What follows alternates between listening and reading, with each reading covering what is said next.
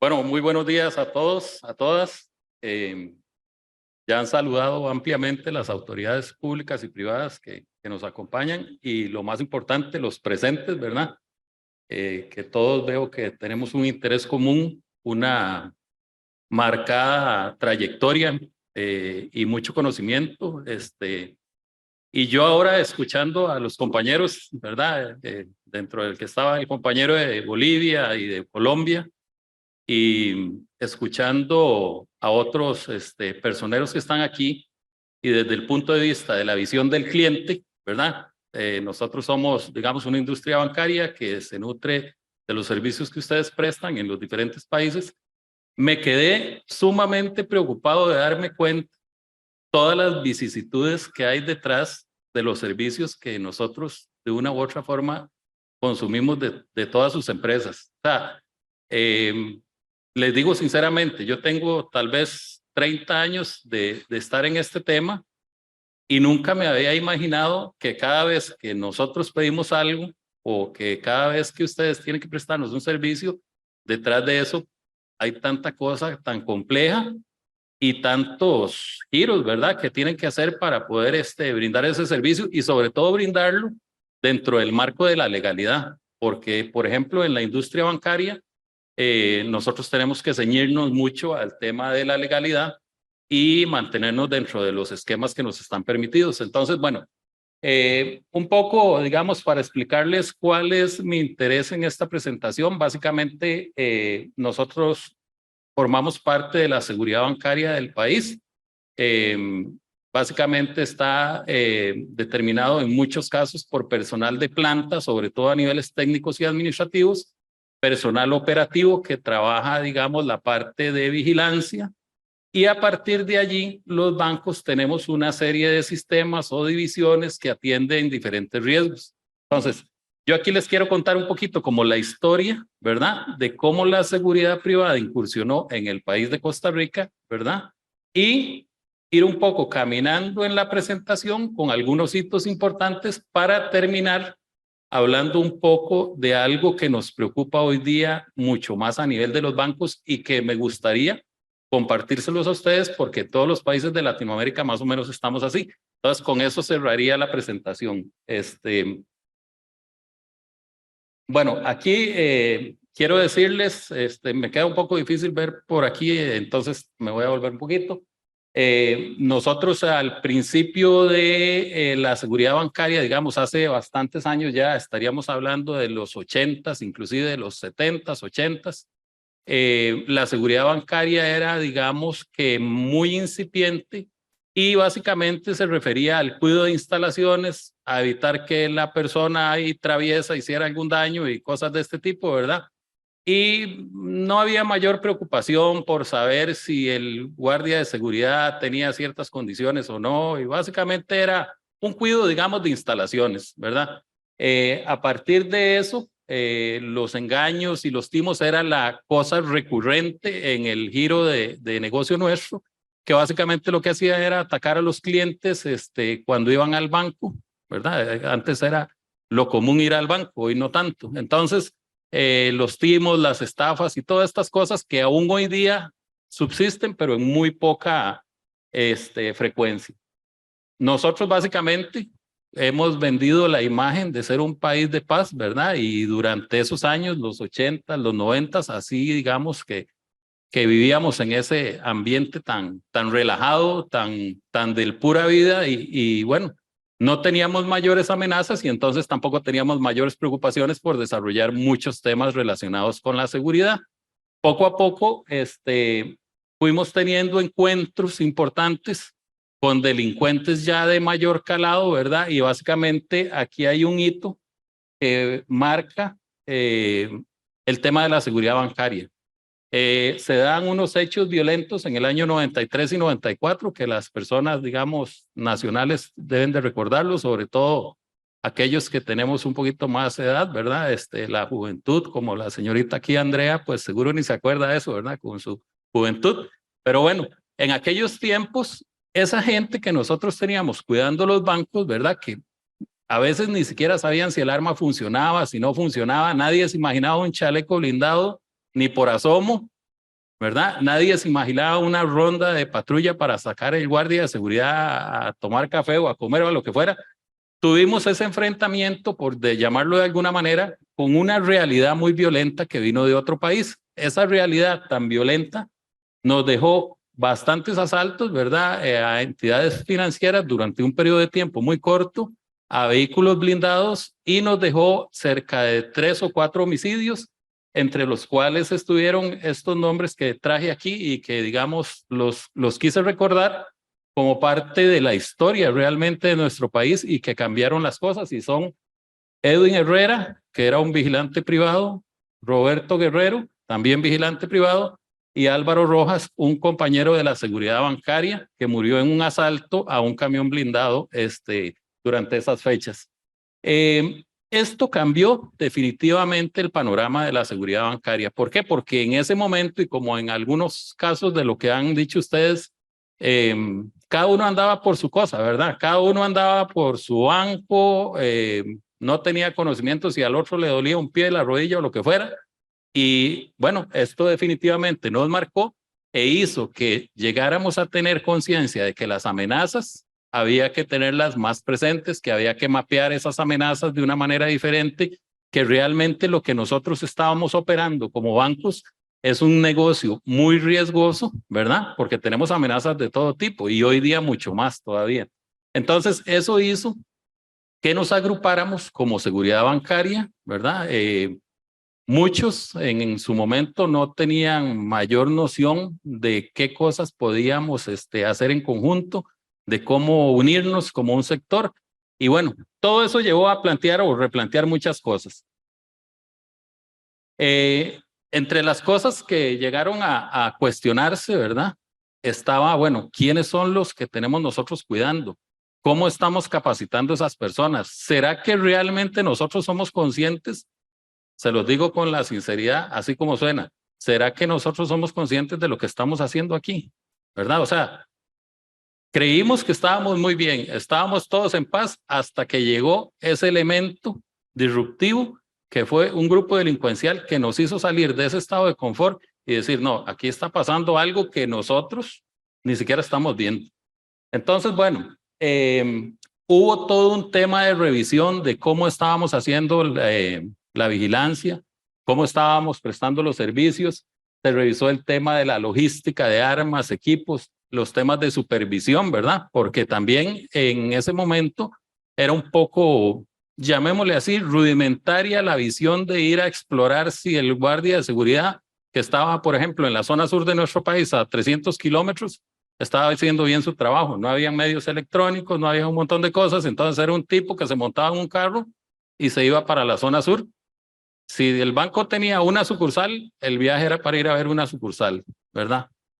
Y no era para ir a capacitar al tipo, porque tampoco había tiempo para eso. Entonces, era una situación muy compleja desde el punto de vista de que habían amenazas importantes y nosotros no estábamos dando la talla para surtir los elementos necesarios de calidad a las personas que estaban prestándonos, por lo menos en ese momento, el auxilio en el tema de vigilancia. También, bueno, dentro de los paradigmas que promovieron el cambio de tener esas gentes de planta y pasar a los servicios de seguridad privados, fueron los temas de orden económico, que bueno, hoy día digamos que todavía nosotros como institución financiera mantenemos la obligación de estar haciendo una valoración anual de si todavía es tan rentable tener los servicios de seguridad privado contratados o tenerlos de planta, y digamos que mantenemos al día de hoy cerca de una diferencia del 30% en los costos con respecto a la vigilancia privada, ¿verdad? Digamos, el 30% de costos donde hay 300, 400 hombres es importante. Parte de las cosas, como les decía, que nos obligaron también a visualizar ese cambio fue los temas de supervisión, el contacto con las oficinas, el darle a la oficina bancaria un nivel de seguridad diferente, hacer que la gente trabajara tranquila para que pudiera producir. Nosotros lo que interesa en un banco es hacerlo rentable, hacerlo producir y que la clientela, digamos, que llegue al banco o use nuestros canales hoy día electrónicos porque se siente segura. En el caso nuestro muy particular, ¿verdad? Nosotros somos un banco estatal autónomo, digamos, en el sentido semiautónomo, y para ello tenemos una serie de regulaciones internas laborales que están establecidas en una convención colectiva. Entonces, por ejemplo, nosotros no podemos poner a las personas que trabajan en seguridad a trabajar más de 5 días continuos, no pueden tener menos de 2 días libres continuos también. Los cambios de horario no se los podemos avisar con menos de 2 días de anticipación y no pueden trabajar más de 8 horas continuas, o si les pagamos extras, aún pagando, no pueden trabajar más de 13 horas. Entonces, digamos que todo eso, cuando uno lo analiza en un horario hábil, pues no tiene mucho problema, pero cuando uno lo analiza en la continuidad de un servicio de 24 horas, empieza a tener problemas. ¿Por qué? Porque alguien por ahí dijo ahora que hacían un puesto con 3.5 hombres. En el caso de nosotros eso es, ¿verdad? Casi que duplicar la cantidad de hombres y por ello equipos y demás. Entonces, cuando empezó a crecer la red de negocios e institucional, digamos que en algún momento, cuando en esta etapa que les estoy hablando, de allá por los 80s, 90s, teníamos unas 18 oficinas bancarias, ¿verdad? Y 10 cajeros automáticos en una sucursal central. Eso digamos que era relativamente cómodo para manejar. Hoy día tenemos 100 oficinas bancarias, tenemos cerca de 500 cajeros automáticos y sería inmanejable, ¿verdad? Con este panorama que tenemos aquí, tendríamos que tener regionalizado el personal de planta, equipos desconcentrados, seguro, y armerías por todo lado, y posiblemente el doble de hombres que tenemos hoy día, que anda cerca de los 250. Tendríamos 500 hombres, ¿verdad? Más uno que otro ahí por aquello de que a alguien le duela la panza. Entonces, con ese panorama, definitivamente no podíamos seguir, ¿verdad? Y tuvimos que recurrir entonces justamente a los servicios de seguridad privada. Estamos hablando allá de cerca del año 2000, cuando empezamos a hacer ya los planteamientos de los carteles, los requerimientos muy incipientes en ese momento. Y cuando les hablo de esto, estamos hablando en general de los bancos, porque fue como una constante, ¿verdad? Todos los bancos caímos en esa cuenta y dijimos, bueno, no, aquí hay que hacer algo diferente.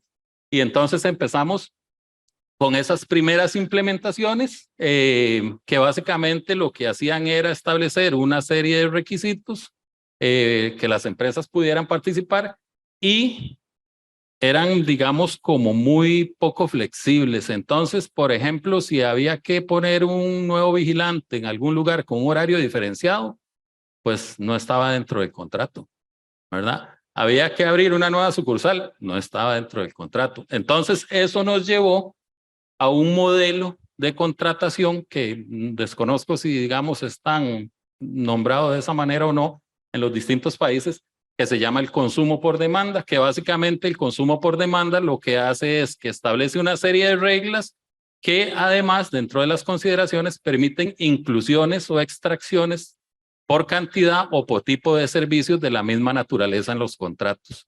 Entonces, por ejemplo, nosotros hoy día, y al final se los voy a explicar con más detalle, necesitamos un analista de fraude, ¿verdad? Que está dentro de la naturaleza del contrato. Entonces, nosotros hacemos el requerimiento y hacemos una inclusión de esa línea para no tener que hacer todo un proceso licitatorio nuevo, ¿verdad? Que se demora tamaño rato aquí, aunque está un poco más automatizado hoy día, para poder insertar una línea o cambiar un horario. Es algo muy práctico y cualquiera que tenga interés en conocer un poco más de eso, si no lo tienen ya en sus países, yo les puedo hasta dar el cartel. Después, bueno, la adaptabilidad de las condiciones de horarios y de los servicios, ¿verdad? Eso fue otra de las cosas que nos sirvió mucho. Nos permitió ir amparando al banco en su crecimiento, porque de repente se establecía que en este año iban a crecer en 10 sucursales, entonces no había que crear las plazas, simplemente íbamos y incrementábamos en el contrato la cantidad de personas. Después de, digamos, toda esta parte, las primeras experiencias en realidad fueron complejas, fueron complicadas, ¿verdad? Hubo un choque a nivel interno entre los sindicatos. Nosotros, por ejemplo, en el caso del Banco Popular, movilizamos más o menos 100 personas hacia la parte administrativa ¿verdad? 100 personas que no necesariamente tenían las capacidades y conocimientos para ser un oficinista o un plataformista, pero bueno, había que colocarlos en algún lado porque no podíamos echarlos a la calle. Y entonces, bueno, se colocó la mayor parte de las personas que se pudo, otras no se pudo definitivamente y otras, bueno, se pensionaron. Y en ese, digamos, giro más o menos movimos 150 personas. A partir de allí, ya consideramos que más o menos allá por el año 2010, 2012, ya estábamos muy maduros en el tema de la contratación, en el tema de la supervisión de los servicios de seguridad privada y consideramos, por lo menos es el juicio nuestro, que empezamos a desarrollar, ¿verdad? A desarrollar que las capacidades de la seguridad propia de una entidad bancaria, porque ya teníamos un socio estratégico, teníamos un servicio que, digamos, nos demandaba mucha operativa, pero que lo teníamos desplazado a una persona, digamos, o a un prestatario de servicio que nos ayudaba con eso. Y entonces empezamos a desarrollar tanto la seguridad bancaria como la seguridad privada. ¿Y la seguridad privada en qué sentido la empezamos a desarrollar? Bueno, porque empezamos a especializar esas personas que estaban de seguridad privada en los temas de seguridad bancaria, que básicamente implicaban, ¿verdad? Un poco conocer el giro de negocio nuestro, no es lo mismo, y verdad, cada cosa en lo suyo, atender un banco que atender pues en una tienda, ¿verdad? Y no es lo mismo, el cliente tal vez espera algo diferente. Entonces, eso hizo que nosotros también le demandáramos a las empresas, básicamente, mayor capacitación, mayor conocimiento, que empezáramos a estabilizar, ¿verdad? Porque yo creo que todos estaremos de acuerdo de que en este negocio hay mucha movilidad entre la fuerza laboral por diversas razones, ¿verdad? Salarios o alguien le ofrece un poquito más de plata y se van, o simplemente si regañan a alguien se fue. Y bueno, entonces esa estabilización nos permitió a nosotros, por ejemplo, cumplir con temas de la ley de los discapacitados, que aquí en Costa Rica se llama 7600, con temas de derechos humanos que nosotros como banco debemos de demostrar ante los supervisores y otros temas que son regulatorios, digamos, de la operativa bancaria, pero que hay que trasladarlos a todos los participantes que están en el, digamos, cóctel de los servicios que prestamos y que nos permita demostrar que la empresa que nos presta ese servicio, ¿verdad? Porque nosotros no podemos desvincularnos de la empresa y decir, bueno, mire, es que estos 300 hombres no saben nada de la ley 7600 y entonces por eso incumplen. No. Entonces, todo eso nosotros lo metemos dentro de los planes de capacitación que en el caso nuestro hoy día son semestrales. Todos los personeros o los oficiales de seguridad que utilizamos en nuestro banco, cada 6 meses tienen que pasar un curso o una actividad, ¿verdad?, de sensibilización, donde además de los aspectos tácticos naturales de la vigilancia o la normativa operativa relacionada con la apertura y cierre de los locales comerciales, tienen que tener todos estos conocimientos. ¿Cómo es la población adulta mayor? ¿Cómo es la población con discapacidades? El tema de los derechos humanos, el tema del respeto a la dignidad de las personas, porque digamos que también nosotros hacemos procedimientos de ingreso a las entidades bancarias que en alguna medida pueden resultar invasivos. Entonces, ocupamos que la persona que está ahí nos dé un resultado en la revisión, pero que también respete las condiciones de las personas. Adelantando un poquito, bueno, recordamos todos allá por enero del 2019 que las cosas se pusieron complicadas y de repente, por lo menos aquí en Costa Rica, alguien dijo, miren, hay un virus por allá y como en 2 semanas estábamos todos encerrados, ¿verdad? Que básicamente fue una sorpresa eso, algo nunca visto. Entonces, eso también hizo que nosotros tuviéramos que readaptar otra vez la vigilancia y por eso al principio hablábamos de una evolución constante, ¿verdad? La vigilancia tuvo que empezar a cambiar, se hizo algún tipo de normativa generalizada para el uso de la vigilancia, pero también tuvimos que empezar a inventar cosas como cuáles. Había que limpiar una oficina porque estaba contaminada de COVID. Aquí el Ministerio de Salud cerraba los bancos, ¿verdad? Si había una persona que se contagió de COVID en el 2019-2020, en los puntos más altos de la pandemia, si había una persona contagiada y por A o por B el Ministerio de Salud se daba cuenta, ¿verdad? Que es la autoridad de salud, cerraba esa oficina bancaria durante hasta 3 días. Entonces, bueno, ¿qué había que hacer? Había que hacer un procedimiento de desinfección que implicaba también tener custodia de las personas que iban a llegar ahí. Entonces, recuerdo que una de las cosas que era más llamativa era ver el oficial de seguridad con su uniforme de protección, ¿verdad? Anti-COVID y participando en esas labores de desinfección. Entonces, toda esta adaptabilidad de la que estamos hablando y que seguro tal vez algunos podrán rememorar, ¿verdad? Ojalá que con buen suceso de lo que tuvimos que hacer durante la pandemia, obliga a una transformación constante. Bueno, y ahora digamos que tenemos aquí lo que nosotros consideramos que es una visión a futuro y que la tocó ahora un poco el compañero que habló de Ecuador. Hoy día los riesgos de la seguridad física a nivel de los bancos representan, ¿verdad? Y este dato que les doy es de la Federación Latinoamericana de Bancos, un 17%. Los riesgos del mundo físico hoy día contra la banca son el 17%. Todo lo demás que está ahí en el mar de los riesgos viene por los canales electrónicos. Nosotros digamos que el año pasado a nivel del país de Costa Rica tuvimos cerca de 13,000 denuncias por delitos financieros relacionados con estrategias de phishing o farming o vishing o todas estas cosas, ¿verdad? Y eso representó más o menos una pérdida de 7 millones de dólares. Todo esto es una pérdida para clientes bancarios y para los bancos también. Entonces, todo tiene que cambiar. Ustedes que son los empresarios o las personas que participan en el tema del soporte de la seguridad privada, los reguladores también y las autoridades, definitivamente tenemos que ver que el enemigo nuestro va cambiando. Por lo menos en la actividad bancaria, nuestro enemigo ya hoy está desdibujado, ¿verdad? De la presencia física y más bien en vez de ser menos, ahora se multiplicaron. ¿Por qué? Porque a través de los medios electrónicos, los ataques que recibimos los bancos vienen de muchas partes.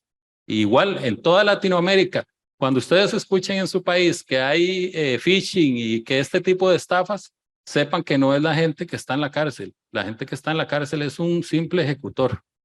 Todo eso que causa este impacto viene de otros países donde se encapsulan todos esos kits de fraude y se venden 50,000, 60,000 dólares y usted opera con el cuento de la semana. La otra semana va a comprar otro cuento y entonces lo inyecta en su país y así sucesivamente. Y eso genera una industria que ya ahora está estratificada y que, por ejemplo, tiene ejecutivos de las mulas del dinero, que básicamente es una persona que está consiguiendo cuentas bancarias para prestarlas al mejor postor y ganarse el 30%. Vean lo rentable que es ahora la industria del crimen, que no se ve y que no se puede ubicar. Entonces, ¿dónde calza la seguridad privada en todo esto? Bueno, ahí quise poner esa imagen del Silicon Valley Bank, como saben, el compromiso que tuvo, ¿verdad? A nivel financiero y que, digamos, es parte de una escalada de descalabros que se espera que suceda en los Estados Unidos y que afecte el mundo. ¿Por qué puse esa imagen ahí? Porque aunque ustedes no lo crean, los servicios de seguridad privada, como los que ustedes prestan, son sumamente importantes. ¿Por qué? Porque pase lo que pase, nos vamos a quedar hasta el final, ¿verdad? Y entonces, ¿estamos preparados para eso? ¿Estamos preparados para darle la mano a ese banco o a esa empresa en todas las vicisitudes que tienen? La respuesta a eso es cómo están constituidos sus equipos. Están constituidos de gente capaz, tienen gente entrenada, tienen la voluntad, tienen la disposición. Eso es muy importante que lo tengan presente porque la seguridad que nosotros como clientes esperamos de ustedes es una seguridad de calidad que responda en tiempo y que definitivamente conozca el negocio, ¿verdad? Más allá de solo tener una empresa y ponerla a funcionar, no, ocupamos que conozcan el negocio y nos apoyen. El tema de ransomware, muchos dirán, bueno, pero eso, yo tengo mi computadora protegida y todo eso, no. Si cierran un banco por una situación de esas, les va a tocar quedarse en la noche cuidando hasta que cerremos la bóveda. Y cuando digo cuidando es porque la gente va a ir a sacar la plata fuera de los horarios. a la hora que sea, y seguro va a haber que traer un camión a la 1 de la mañana lleno de plata para llenar otra vez las bóvedas, cosas de esas. Y por último, digamos que puse esta imagen aquí del phishing porque hoy día, como les digo, nuestro principal foco de atención ya no está en ese 17% de los delitos materiales o del mundo físico, que aunque no se pueden descuidar, ¿verdad? Evidentemente no vamos a decir, bueno, ya ahora no vamos a cuidar, porque entonces también se nos meten por ahí. Pero ahora la pérdida del dinero está por ahí y esto es como el cierre que yo les quería dejar como una idea, ¿verdad? Posiblemente ustedes, no sé, tal vez no lo vean tan práctico en este momento, pero ojalá que tal vez se lo lleven por ahí. Nosotros hoy día, por ejemplo, a nivel del banco que yo represento, requerimos tener no solo guardias de seguridad, ahora requerimos tener analistas de seguridad. Analistas de seguridad que nos permitan a nosotros, igual que en aquel momento, en los 80s y 90s, cuando esa capacidad instalada no nos daba chance de crecer y todo esto, necesitamos esos hombres y mujeres que con un pensamiento diferente, una capacitación diferente, puedan, por ejemplo, atender una llamada de necesidad porque están haciendo una estafa, bloquear una cuenta bancaria, ¿verdad? Cosas de este tipo y operar desde un centro de monitoreo. Imagínense, todos conocen un centro de monitoreo, digamos, de los actuales, las cámaras, los alarmas, todos los sistemas interconectados, unos muy modernos, otros no. Eso mismo lo ocupamos hacer, pero a nivel transaccional.